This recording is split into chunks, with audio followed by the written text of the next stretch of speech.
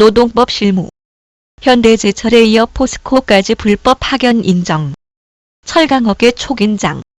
2016년 9월 9일 이슈 UN 리포트. 작성 배경.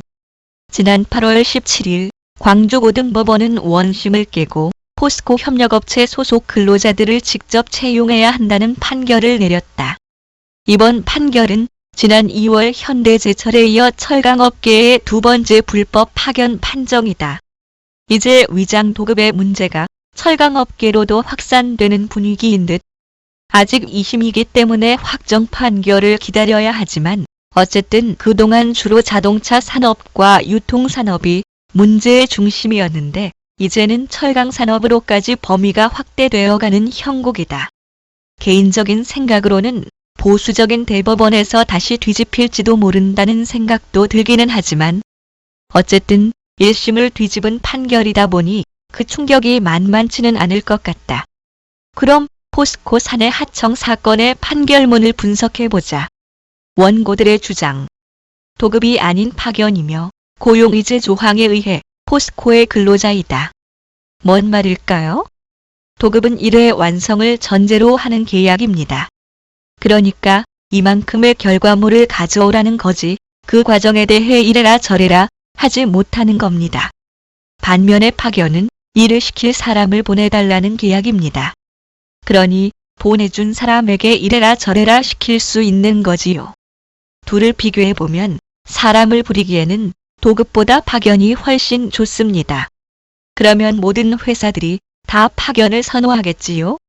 그래서 법에서는 파견을 할 수 있는 업종을 32개 업종으로 한정해서 정해놓고 있고 그 외의 업종에서 파견을 하면 불법 파견이라고 합니다.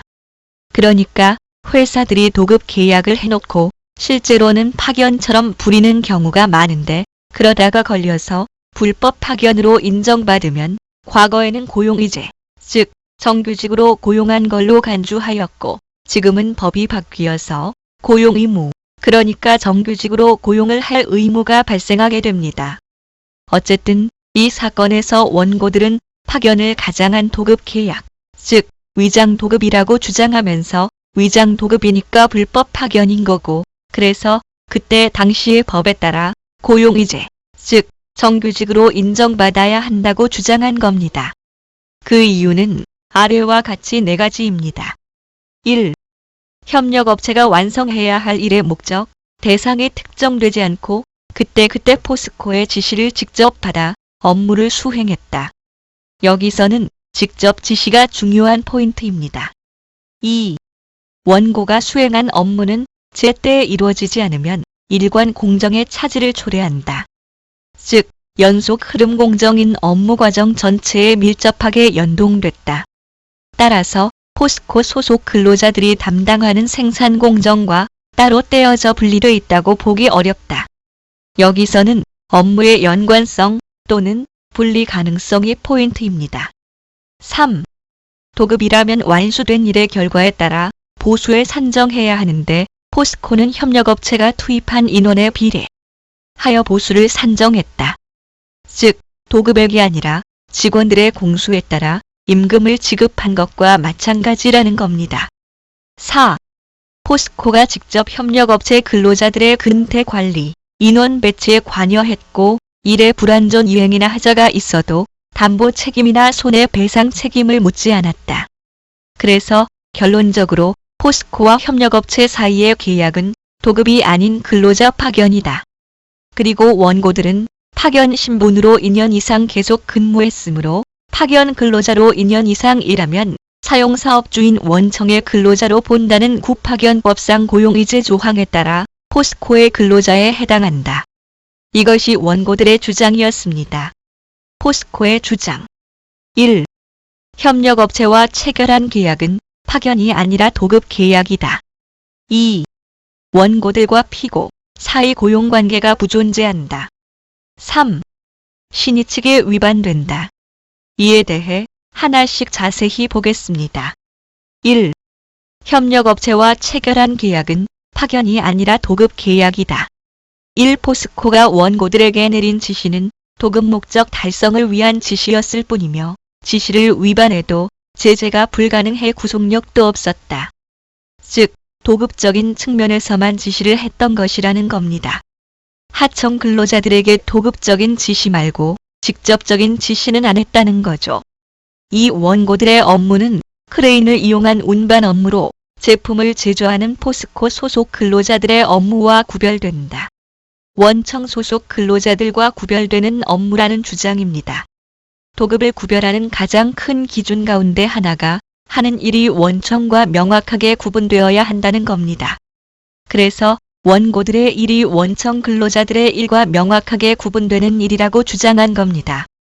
3도급 대금의 지급 방식은 계약 내용 형성의 자유이며 파견 사업주 소속 근로자의 임금을 기준으로 도급 대금을 결정한다고 해서 도급 계약의 성격이 달라지는 것이 아니다.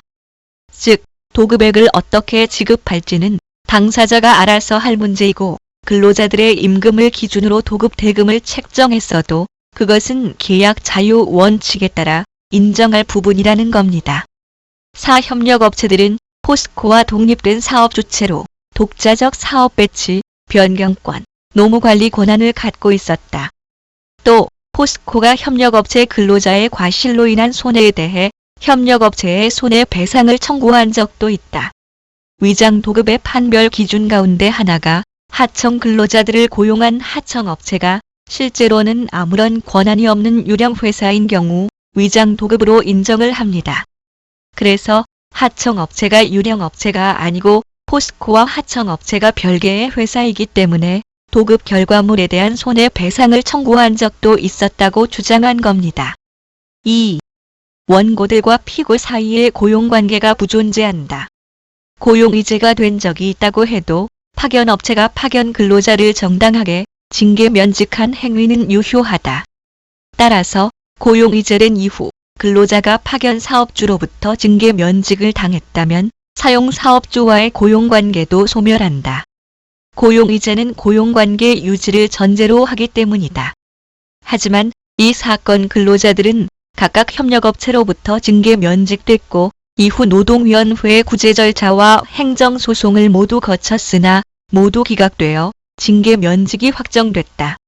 이런 징계 면직은 포스코와 근로자 사이에 의제된 고용관계에 영향을 미쳐 고용관계가 소멸됐다고 보아야 한다. 즉, 하청업체에 소속되어 있으면서 원청의 일을 했기 때문에 고용이재가 되는 건데 하청업체와의 근로관계도 소멸했기 때문에 원청과의 관계도 끝난 거라는 주장이지요. 그럴싸하기는 한데 다시 읽어보면 뭔가 좀 이상하다는 생각이 드는 논리입니다. 3. 신의칙에 위반된다. 근로자들은 징계 면직이 정당하다는 판결의 확정으로 퇴직금까지 수령했다. 또 고용이재 조항은 채용 결격 사유가 없는 근로자에게 제한적으로 적용해야 하는데 면직당한 사용자를 고용이재 대상으로 한 것은 계약 체결의 심각한 자유이다. 또 징계 면직 이후 장시간 포스코에서 근로를 제공하지 않고 협력업체를 상대로 징계 면직 당부를 다투다가 소송에서 패소하자 이제 와서 포스코가 진정한 사용자라 주장하는 것은 권리남용이다. 즉, 제 고운 입으로 아주 심하게 말하면 퇴직금을 수령했으면 고용관계 소멸을 인정한 건데 그렇게 받아쳐먹고 왜 여기 와서 지랄이냐는 거네요. 이 부분은 이렇게 주장할 수도 있겠다고 생각합니다. 그런데 뒤에서 보겠지만 모든 근로자들이 다 이랬던 것은 아니라는 게 함정이더군요. 법원의 판단. 결론은 이렇습니다. 원고들이 비록 크레인 운전 업무를 수행했지만 포스코 소속 근로자와 아변 제품 생산을 위한 작업 집단에 함께 편입돼 작업에 직접 투입되고 직간접적으로 수행 자체에 관해 지휘, 명령을 받았다. 즉, 파견처럼 부린 게 맞다는 겁니다. 그 근거를 하나씩 보겠습니다. 1. 협력업체와 체결한 계약은 파견이 아니라 도급 계약이다. 1. 작업표준서 등을 보면 작업표준서가 포스코가 협력업체에 맡길 업무 범위와 내용을 단순히 전달하는 성격만 있다고 보기 어렵다. 또 포스코는 원고들이 탑승할 크레인을 정하는 등 실제로 작업 배치와 변경을 결정했다. 직접적인 지시를 했고 작업 배치 및 변경권을 원청이 가지고 있었다는 거네요. 이 포스코가 전산관리 시스템인 MES 시스템을 통해 조업 체계를 관리하기 전에는 자사 소속 근로자를 통해 원고들에게 구체적으로 작업 지시를 했다. MES가 정착된 이후에도 MES로 피고들에게 작업 지시를 했다. 또 MES를 통한 작업 지시가 포스코의 작업 지시와 다르다고 보기 어렵다. 3. 비록 협력업체 소속 현장 대리인이 있었다지만 이미 고용이 제일이 완료된 이후부터 두었고 사실상 포스코의 지시사항을 무전기로 반복해 전달하는 역할만 했을 뿐이다. 즉, 현장 대리인은 문제가 생긴 뒤부터 둔 것이고 그렇게 늦게 만들어 놓은 현장 대리인도 실제로는 업무 지시가 아니라 원청의 업무를 받아서 전달한 것에 불과하다는 겁니다.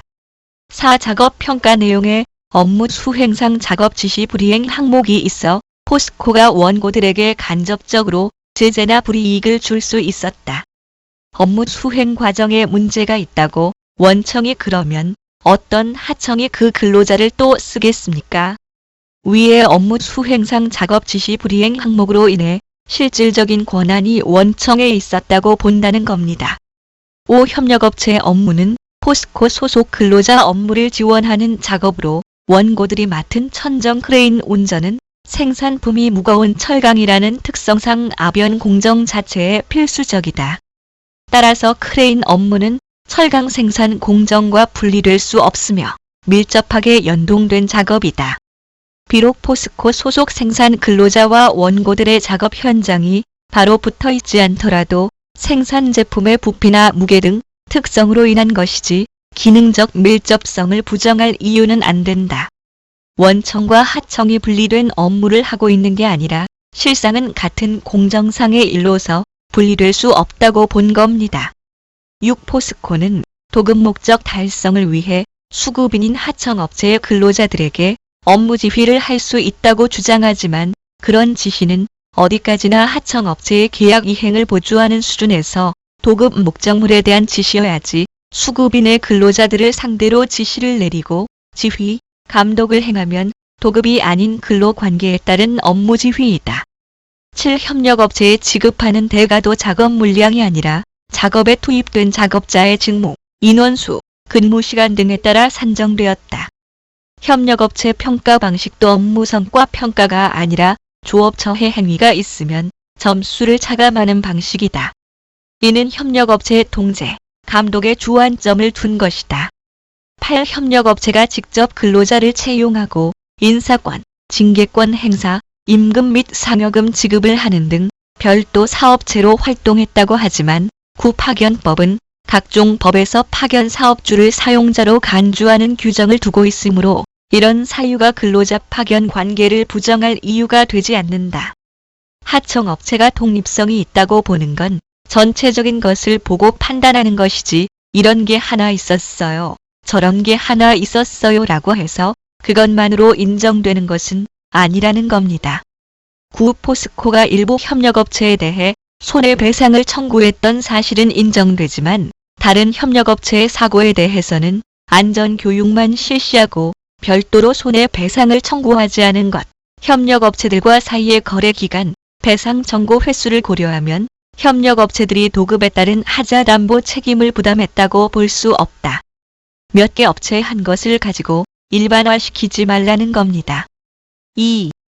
고용관계가 존재하지 않는다는 주장에 대해 구파견법은 고용이제 이후 법률 관계에 대해서는 아무런 규정이 없다. 즉, 사용사업주인 원청과 근로자 사이 고용이제가 발생한 후 기존 파견사업주인 하청과 근로자 사이의 고용관계가 이에 어떤 영향을 미치는지 규정이 없다. 파견법 위반은 파견사업주와 사용사업주 사이에 있는 것이지 파견사업주와 파견 근로자 사이 근로계약에 있다고 보기 어렵다. 따라서 고용이제가 된다고 해도 이로써 바로 파견 근로자와 파견 사업주 사이 고용관계가 효력을 상실해 파견 사업주가 사용자 지위를 상실한다고 보기 어렵고 여전히 사용자라고 봄이 타당하다. 따라서 파견 사업주의 징계 면직도 효력이 있다. 그러나 이미 고용이제가 된 이상 그 이후 파견 사업주의 근로자에 대한 징계 면직이 사용 사업주와 근로자 사이의 고용관계에 직접 영향을 미친다고 보기 어려우며 이런 해석이 파견 근로자의 고용 안정을 보호하기 위한 법 취지에 부합한다. 피고 회사가 주장한 논리 자체는 맞는데 파견 사업주, 즉 하청업체가 징계 면직한 것은 고용이재가 된 이후라는 겁니다. 이미 원청소 속인데 하청업체와의 고용관계가 끝났다고 해서 고용이재도 끝났다고 주장하면 그게 말이 되는 거냐는 것이고 그렇게 해석하는 것이 고용안정보호에 부합하는 해석이라는 겁니다. 3. 신의칙 위배라는 주장에 대해 원고 중 일부가 퇴직금을 수령한 사실이 있고 협력업체로부터 면직을 받아 그 내용이 행정법원에서 확정된 것도 사실이다. 포스코는 채용 결격 사유가 없는 근로자만 구파견법의 고용이재 대상이 된다고 주장하지만 구파견법에서 고용이재가 되지 않는 경우는 해당 근로자가 명시적인 반대 의사를 표시하는 경우만을 규정하고 있다. 따라서 그 외의 사유로 근로자를 고용이재가 되지 않는다고 제한 해석할 근거가 없다. 결국 협력업체가 내린 징계 면직의 효력이 포스코와 원고들 사이에 의제된 고용관계에 영향을 미치지 않는다. 포스코가 같은 사유로 재징계를 할 수 있을지 몰라도 면직 등 동일한 처분을 할 수 있다고 단정하기 어렵다. 또 노동위원회 재심 판정 취소를 구하는 행정소송과 해고의 무효 확인을 구하는 민사소송은 절차 등이 다르다.